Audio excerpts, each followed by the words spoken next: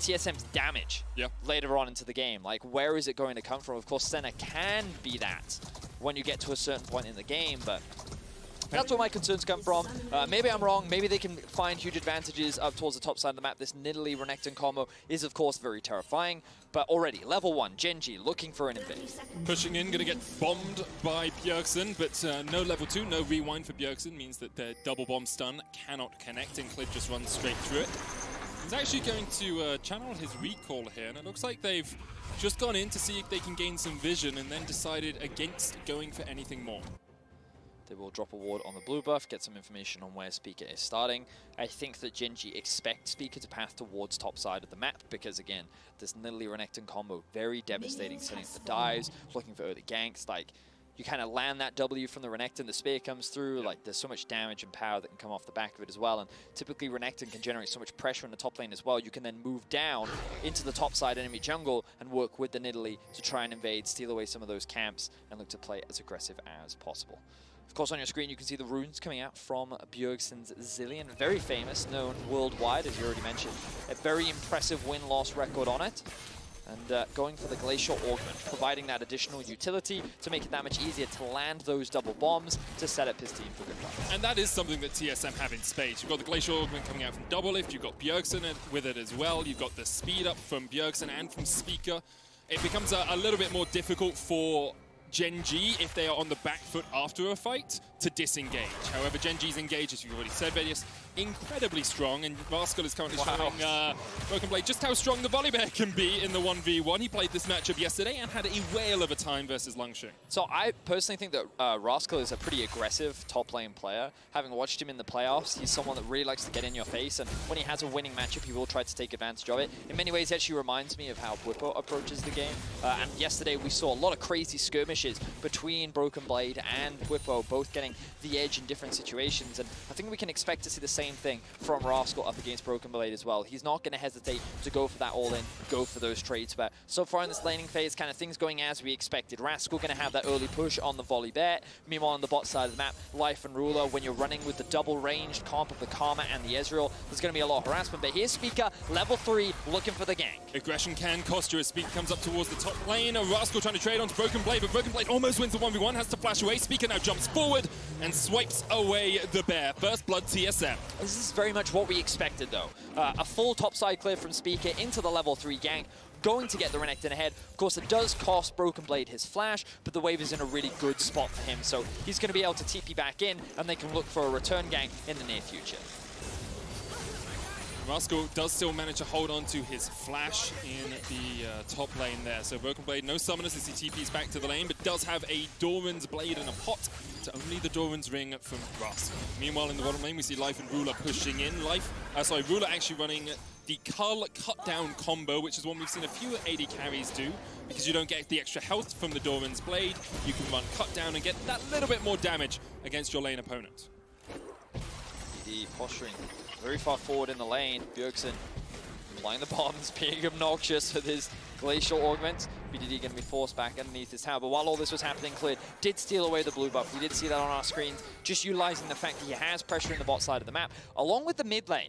Zilean really doesn't generate a lot of lane pressure in the 1 versus 1 into any matchups, and that's why we see BDD being so aggressive. And if you have a look at the CS discrepancy, there is a huge CS difference in the mid lane between BDD and Bjergsen. So BDD playing this matchup very well, knowing the limits of the champion and trying to take advantage of this Zilean in the early game.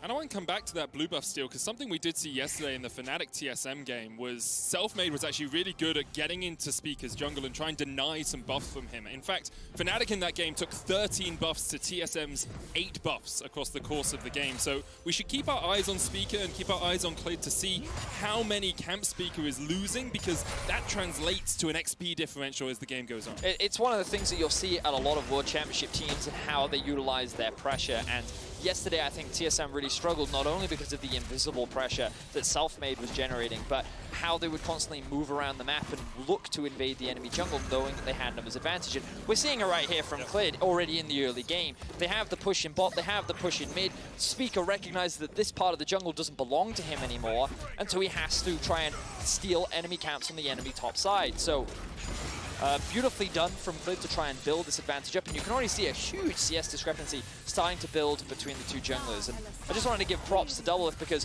while top is falling behind in far, I think he's actually got a bit of a freeze up. So I think it's not too bad that he's behind, but mid is very far behind, jungle's very far behind. Even in a losing 2v2 matchup in lane, Doublelift actually coming out ahead in the CS department.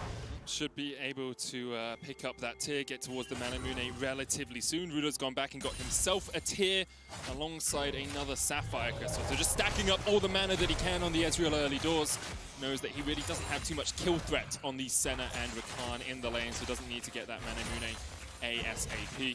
You can see that from Gen G's perspective, they're looking at the tier for Ezreal, they've got the early mercs for BDD, and it's very much just a matter of taking their time. They don't have to rush anything. If they're just constantly getting these XP and farm advantages, then they're happy, right? And they're going to keep this thing, they're going to keep the game going in this state for as long as they can so they can ramp up and then look to play around these neutrals like the Drake, as Gen G actually sending it for a dive in the top lane. Broken Blade the target, no flash, no TP.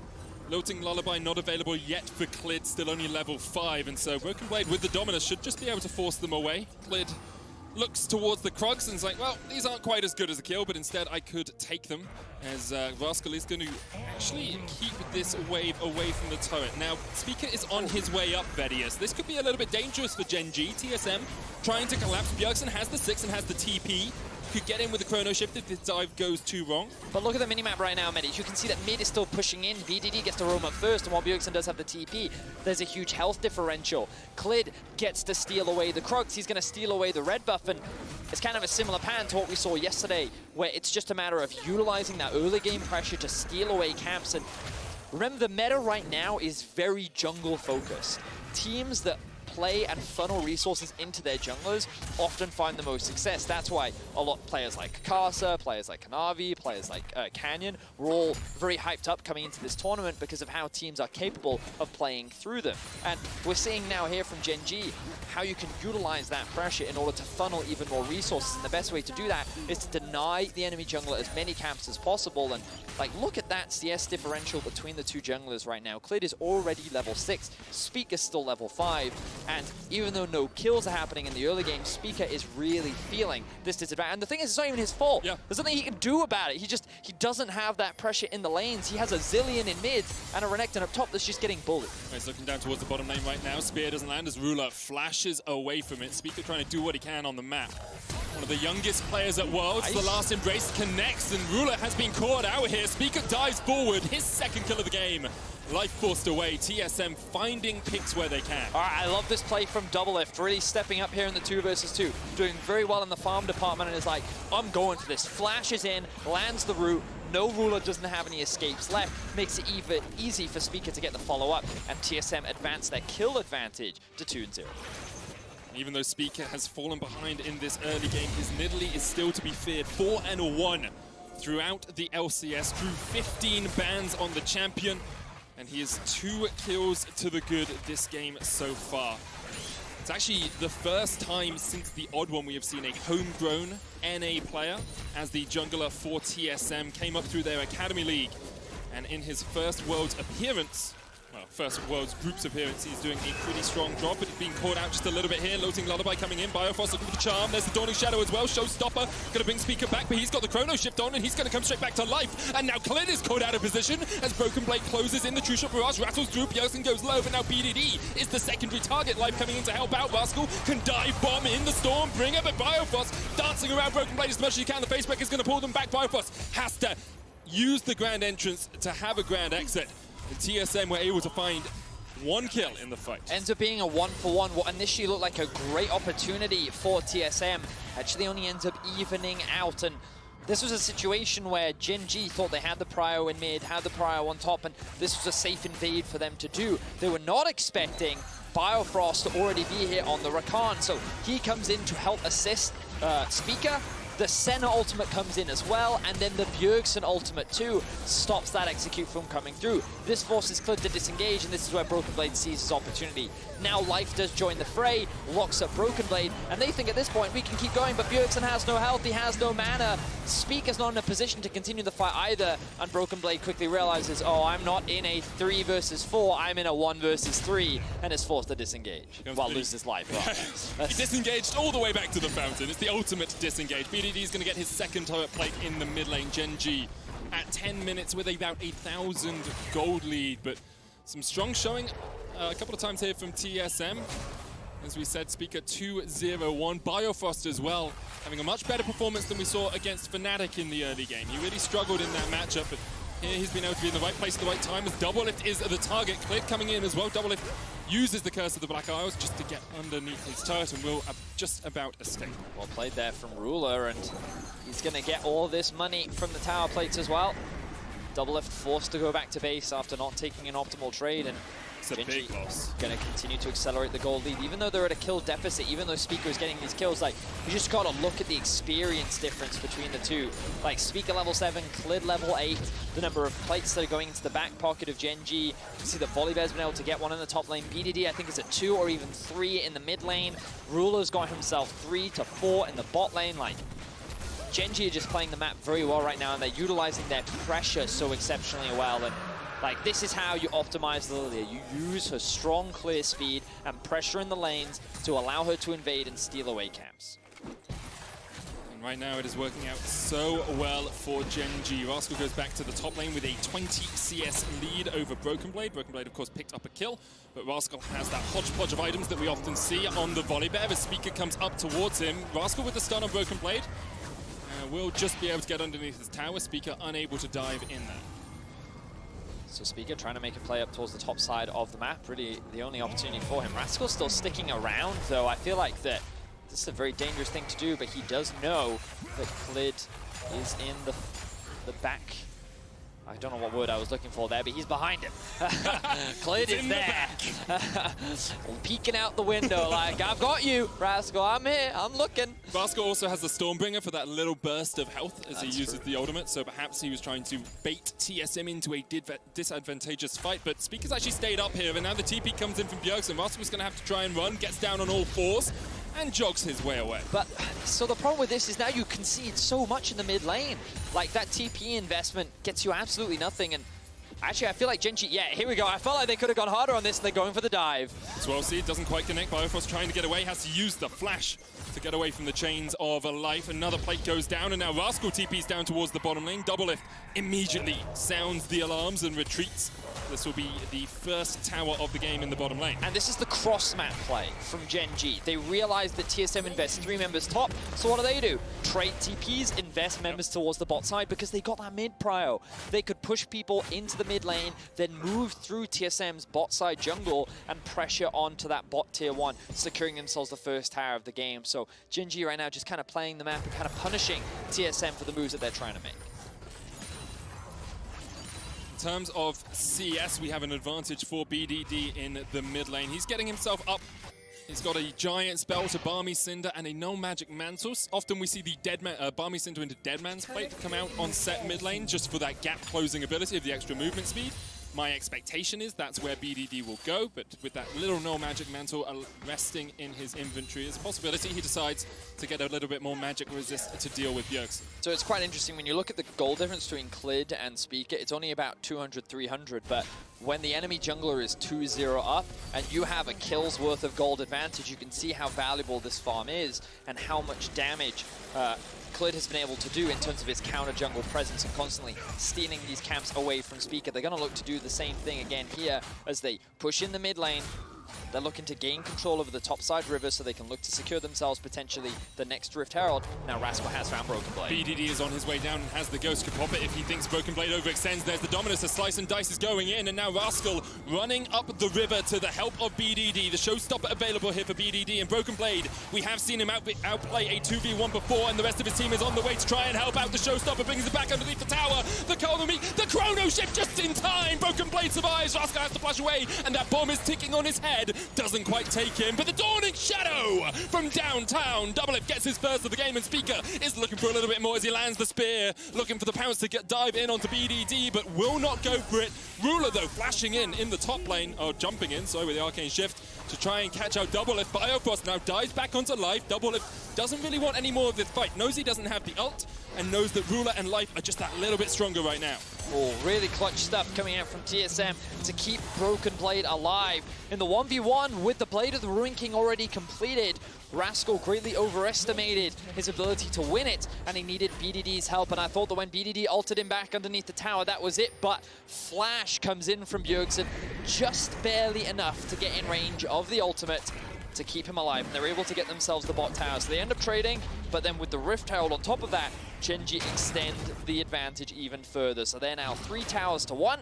They still have a 2k gold lead, and while they're behind in kills, the gold is still heavily in the favor of Gen.G. 2,200, 2,100 gold lead right now. We'll have another look at this Axe replay. The Stormbringer comes out, and as you say, I think Broken Blade's dead, but the Colder Meek into Flash from Bjergsen is just enough. And I love the fact that TSM commits to the dive here as well. Good ultimate from Doublelift to get into a position where he can land that execute. And then Speaker's like, okay, I've got to zone him away. I don't want him defending this tower. And they're able to make that trade happen. So good stuff from TSM, able to answer back. Now the trade spawns in about 10 seconds. I don't think that TSM is strong enough to contest to this right now. I think that they're likely going to just concede it, especially with the Renekton on the top lane, but he does have the TP. But I think that the smarter play here is to just disengage, not go for it, and instead look to fight for the third Drake when you have a couple more items under your belt. See if you can get towards that Black Cleaver for Doublelift. Looks like there's going to be 2 actually on the side of TSM, with Broken Blade having a Phage in his inventory. There's some armor stacking on the side of Gen.G, so Black Cleavers can help out. And with the threat of dive from Gen.G, I don't mind Doublelift saying I need that little bit extra health to try and survive the initial burst that comes out from the LCK representatives. I think that the Black Cleaver can also just offer a lot of value in terms of the stats that provides. Already said the health, the bonus movement speed, the things that Phage give you, the cooldown reduction, extremely valuable as well. Of course, one of the big things I always look at this point in the game is the level differential. You can see that even though Bjergsen was put very far behind, level 12, of course, his passive gives him a lot of valuable experience because he can channel that into his teammates, help them get that level advantage, or sorry, that level up, and he also gets that XP as well. So even though he's been bullied very heavily, he is actually sitting ahead in terms of BDD, but Doublelift still a little bit behind. Senna only just hit 20 I was going to say, only 20 souls at 17 I will clarify that, but that is very late. Yeah, I think that was mainly just information in terms of the bonus stat. We'll find out as Rascal gets caught in the bottom lane. We'll wait for production to get back to us, Vedius. Rascal trying to win this 2v1. It's going to be a 3v1 shortly as Broken Blade will join. Rascal, no flash, lands the stun on Biofrost, does have the Stormbringer. He's going to try and jump away to the safety of the tower. The Speaker will not dive the bear today. So, looks like Rascal's able to escape the weak side police, but it means that Gen.G is going to look to create pressure on towards the top side of the map. They're going to continue to steal away these jungle camps, threaten onto these towers. Doublelift is just going to be forced to play wave clear duty for the time being, and it's just more and more being denied away from the TSM jungle. And you can see it's been sort of a steady 2,500 to 3,000 gold lead for Gen.G over the little while. A couple of dips here and there, but they continue to keep it about that point. TSM have done a good job of not falling too much further behind, and I have just got clarification, Vedius. Doublelift now on 21 Absolution stacks, so only has the first upgrade from his passive. Does give you that little bit more range, but usually if you're thinking of like super scaling Senna, you want to get to about 80 or so to be in a really strong position. Well, I mean, even 60 is fine, but I'm like, that is, yeah. Maybe I don't play Senna enough, maybe I'm wrong, but that feels like quite a late 20 stacks. Does to me as well as the quickness comes in. Life here to help out Rascal, and Speaker dives in. Rascal already dead. The tanking from TSM is sublime. Biofrost able to walk out. The Loathing Lullaby will not be used as Ruler dives forward. Oh, Speaker so low, just about able to survive. So TSM get themselves another kill. They've been doing a good job of finding a lot of picks. And this time, Gen.G isn't able to punish TSM for anything. They're just forced to catch this bot wave. And they will be able to close that gold gap just a little bit now. Only 1.3k. TSM still looking to scale up, ramp up in towards the later game. So I've been thinking about it a little bit, Vedius. I play mostly support center, so my job is usually to harass and get fragments, right? However, into an Ezreal Karma lane, well, I mean, yes. I can see how it would be very difficult to get any stacks off. Of course, but this also then brings more questions just around the purpose behind the center pick, true. right? Because he did also blind pick it. He had no information on what he was going up against. That's also why we saw the Ashe pick come through, the ban rather. Either way, I think Doublelift is still having a good game. You can see that CS discrepancy is starting to fall even further behind, but that's because Ruler is getting so much more farm funneled into him. Yep. Now that we're reaching later into the game, Rascal's kind of like taking a back foot. You can see that he's actually 2 levels behind Broken Blade right now. But that's because all that gold and resource is being funneled into Ruler instead and cleared as well. But we do now have a minute and a half on the next Dragon, Vedius. Already 2 picked up for Gen G. This would be sole point for Gen G if they get it. It's only a mountain, so it's not the most impactful. It's not an ocean, not a cloud, but sorry, not an infernal, but it does still give you a huge amount more tankiness. And when you're playing with things like a Set and a Volibear, the setup around this Mountain Dragon could be very impactful. Yeah, it certainly is. And I think that both top laners have TP. I think that what Broken Blade could do here is push in this wave and already move down towards the bot side. Interestingly, we see that I think that there's enough time for Speaker to actually path up towards top side, get a little bit more information on what's going on in his jungle, but he needs to now start helping his team clear out some of these choke points. You can see that there's a control ward currently sitting on the blue buff, and this is going to be one of the obnoxious things that TSM have to get past.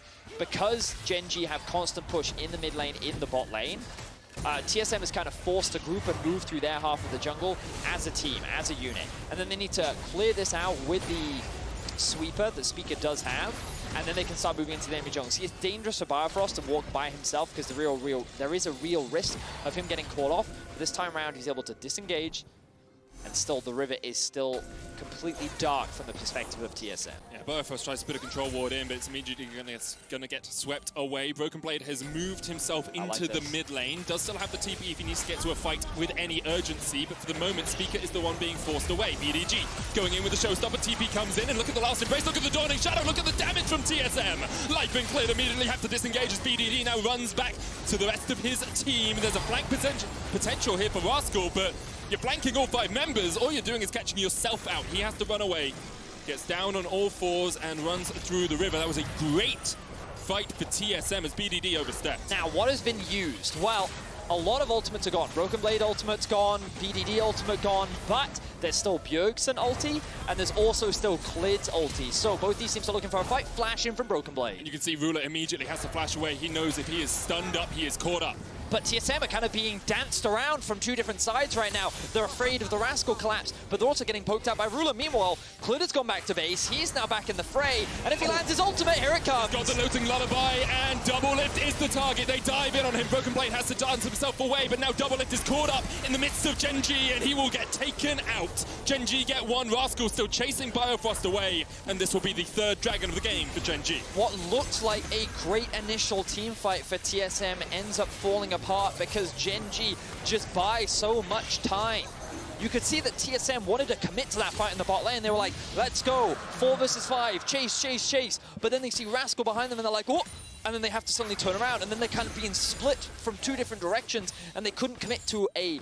They couldn't commit to a fight, and then this ends up happening. Klid's able to rejoin the fight. He gets the ultimate off, and then Gen G is ready to recommit and re-engage. It's also a major issue with the Chrono Shift is if you're using it while the enemy team dives on top of you to protect one of your carries, if you then can't re-engage without that carry, they're just going to be stuck in the middle of all of Gen G as they come back to life. BDD here caught out just a little bit by Speaker, but he's got an adaptive helm and a dead man's plate, and he doesn't give a flying hoot about any of this. Bjergsen coming in with the TP as well. Does have the Chrono Shift back up. BDD's going to show stop at Biofrost back. Bjergsen almost taken out, has to use the Chrono Shift on himself. And once again, look at this. Where are TSM? They can't get there in time. Bjergsen dive bombed in with the Stormbringer, and BDD punches him to death. The Zillion's down. Biofrost. And next on the menu is the Mystic shot. Finds its mark. Doublelift trying to dance around as much as he can, but it's a double for Ruler. And Gen G have broken this game wide open. TSM tried to force a play onto the top side of the map. BDT was the target that they went for, and it did not come through. Speak is going to be executed on the hands of Klid and his ultimate, and Gen G will be able to lock down the Baron. And Ruler flashes the Samsung Galaxy emote. Last time these 2 teams met was 2016 Worlds, where Samsung Galaxy and TSM went 1-1 in the group stage. Ruler the only player left standing on this squad for Gen G who was there then. And once again, he is taking it to G2 with fights like this. So we're seeing the second half of this fight. And you'll notice that Bjergsen's ultimate gets popped extremely early. It was TSM that tried to instigate the engage, but it was such a good ultimate from BDD as well to use it onto the Rakan to actually catch him off guard, and then what looked like an engage from TSM actually ends up being an engage from Gen G, which they can very quickly capitalize and punish. And the gold graph has gone from a meandering mountain to a skyscraper as it dances all the way up to 6,200 gold lead here for Gen G. There's a dragon on the menu, a soul for them in 2.5 minutes time. And in this Red Bull Baron power play, they have a lot of different options. They are looking at the moment to split BDD down towards the bottom lane. Rascal goes up top, and it's kind of a traditional 1-3-1 here, Venix. Yeah, I think that with the Baron buff, they can kind of just do whatever they want. I think that no one can really deal with BDD in the bot lane. Notice that he is, I think, the highest level in the game right now outside of Bjergsen. He is extremely tanky, and no one's really going to be able to kill him. Bjergsen can hold him, but while he generates pressure bots, they can just play through mid and top. And like this forces also a lot of the wave clear from TSM to disappear because he's forced to sit in the bot lane. And that then makes it easier for Gen G to actually set up these sieges, so they can now push in mid, move through the top side jungle, threaten the top tower, and slowly make their way closer and closer to TSM space. Bjergsen trying to clear out the wave here. BDD just punching the tower for all he's worth. Biofrost looking for an engage. Ward comes out. Ruler able to dodge just to the side of the spear. Swell Seed goes wide, but Ruler actually stepping forward here. Trinity Force and the Mura Man are already stacking up. He's got a QSS and he's on his way to a Death's Dance next, I would assume. Chips away at the tower. Essence Flux doing a lot of work, of course, to these objectives. You can see it getting chunked out there. Rascal still in the top lane just by himself. BDD almost finished this tower, and Biofrost actually looking for a flank position here. This could be what TSM need. However, Clid, aware and awake to the danger, puts the sleep onto the Rakan. And watch out, Eep, Biofrost, as you have to dance across the wall to get yourself to safety. Meanwhile, the middle inhibitor tower goes down. Broken Blade on the menu for Ruler. He's on a killing spree now. 3-1-3 on this Ezreal. And the True Shot Barrage rattles across Biofrost. Flash forward, Mystic Shot. Doesn't quite connect, but that's an inhibitor down in the mid lane. And next up are these Nexus towers. TSM retreated to their base, and Gen G are just taking everything they can in a heartbeat. The Oaks trying to clear out the wave. Here's the quickness from Biofrost. Gets onto Ruler, but Ruler uses the QSS to get away, and Double Lift is dumped into the team. And now with the towers disabled, Ruler and Co can just sweep them away. The Nexus, the target, Speaker forced back to the fountain, and Ruler's playing with his food now. Biofrost chased away by the Ezreal. Bjergsen and Speaker back on the base, and Ruler are going to go 2-0 up in their group.